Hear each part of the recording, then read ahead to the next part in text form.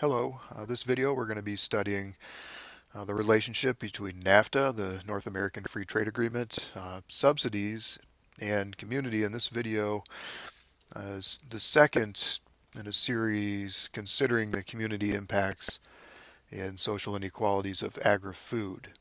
So this is a historical case study. NAFTA is no longer, but uh, it's important we learn from the past. And the North American Free Trade Agreement, what it did was remove trade regulations between Canada, Mexico, and the United States. And small farmers in Mexico were promised that by joining NAFTA, they would gain access to the large markets of the US and Canada.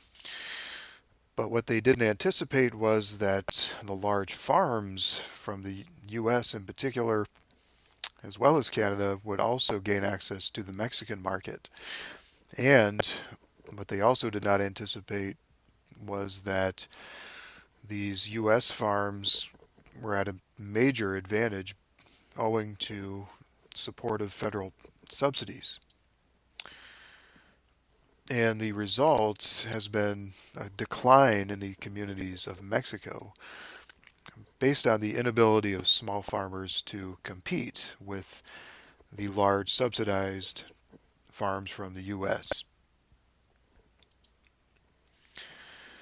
As communities in Mexico began to decline because the economics of farming were no longer lucrative, could no longer lead to self-sufficiency, uh, NAFTA, in effect, increased the rate of immigration to the United States and Canada as Mexican farmers began to flee their communities because of the collapsing economy. So this is a connection that is often misunderstood, especially in the United States, where immigration is a intense political debate and issue. Uh, but here we're just looking at some of the historical factors that led to immigration and the role that the United States has played in creating some of those conditions. So many food manufacturing and processing plants have begun to recruit workers from Mexico, many of those located in the United States. They'll send recruiting uh, buses and so forth to pick up laborers from Mexico and drive them into the United States to work in processing plants. For instance, meat processing has been known to engage in this practice. And so this is a kind of voluntary relocation or immigration to the United States, but a lot of times the companies, these food manufacturers, are not going through the proper channels to ensure that the workers are given worker visas and protected by U.S. labor law, because that would mean having to pay the workers more. So doing this under the table is more profitable. But of course, it's also illegal. Many times, for instance, though, when such workers run into law with immigration and customs, ICE, rather than being protected by, say, a green card to work, they're often just deported back to Mexico.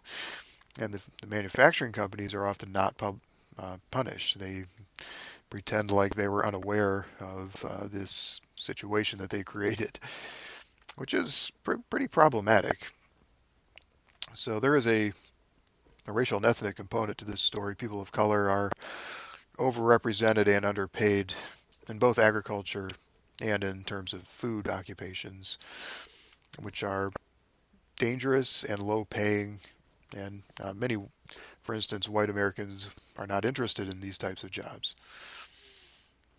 So, community, in terms of thinking of NAFTA and community impacts, looking at the role of immigration and recruitment efforts on the part of agri-food has been the source of a lot of conflict and tension. And rural sociology has devoted some attention to investigating these dynamics and exposing them, hopefully with the goal of bringing about more equitable, both equitable trade relations in terms of regional agreements, but also in terms of more equitable labor policies and perhaps more stringent enforcement on the part of holding manufacturing companies to account, for instance.